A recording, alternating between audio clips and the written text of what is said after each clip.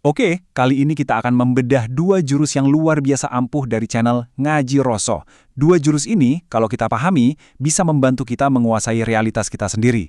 Kita akan belajar gimana caranya mengatasi rasa panik dan, yang lebih penting, gimana caranya secara sadar membentuk dunia di sekitar kita. Coba deh ingat-ingat lagi.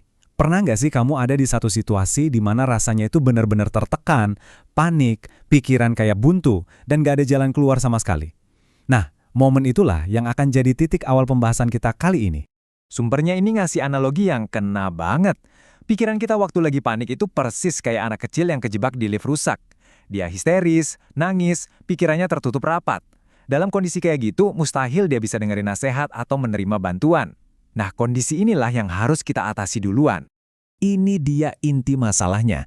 Sebelum kita bisa mikir jernih atau cari solusi, kita harus lepasin dulu ikatan panik itu. Inilah yang membawa kita ke jurus pertama, menciptakan ketenangan. Ini bukan pilihan, ini adalah syarat mutlak, titik awal yang nggak bisa ditawar sama sekali. Oke, jadi kita masuk ke jurus pertama, menemukan ketenangan.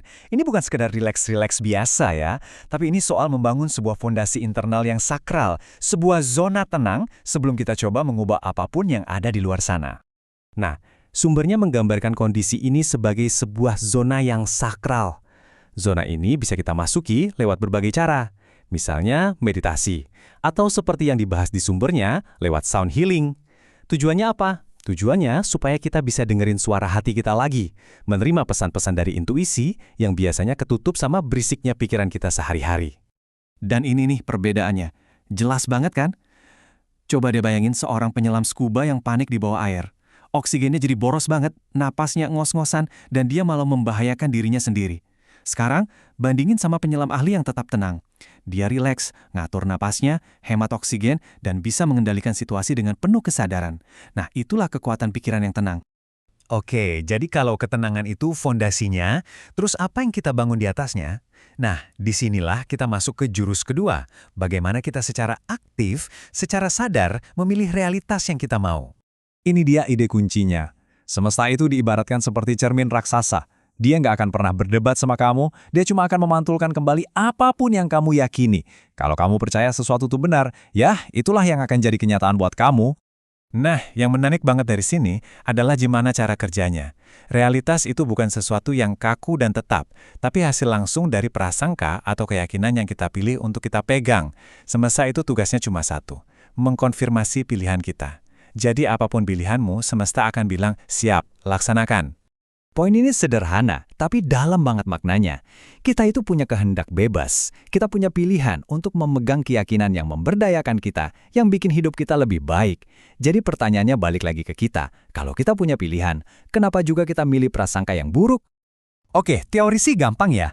Tapi gimana prakteknya pas kita lagi kena masalah beneran? Nah, mari kita lihat sebuah cerita pribadi dari sumbernya yang nunjukin dengan sempurna gimana dua jurus ini, tenang dan pilihan, bekerja barengan di dunia nyata. Jadi poin kuncinya di sini adalah, bahkan dalam situasi yang kelihatannya apes banget, respon yang diambil itu sepenuhnya dikendalikan oleh kondisi pikiran yang tenang dan prasangka yang positif. Bukan oleh kejadian bannya pecah itu sendiri.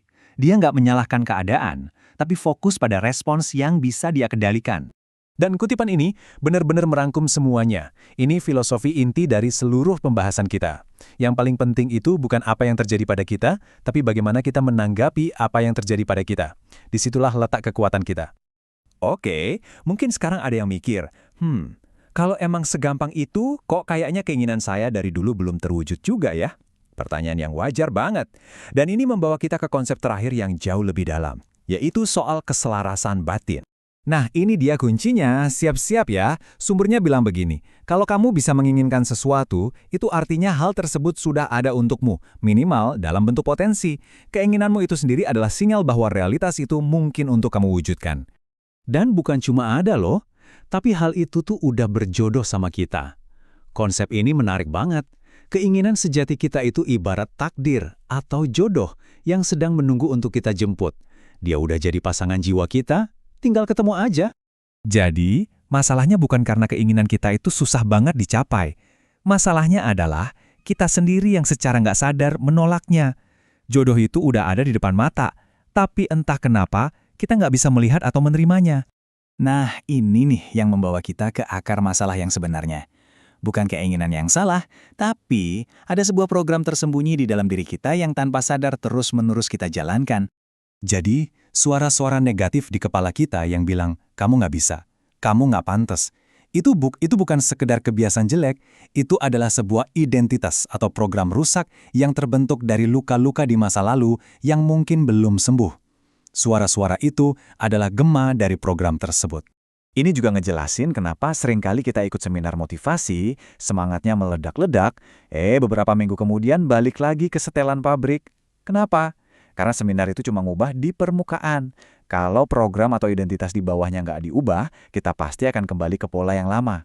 Program lama selalu menang. Inilah pertanyaan terakhir yang paling penting untuk kamu renungkan. Setelah memahami semua ini, langkah selanjutnya adalah melihat ke dalam.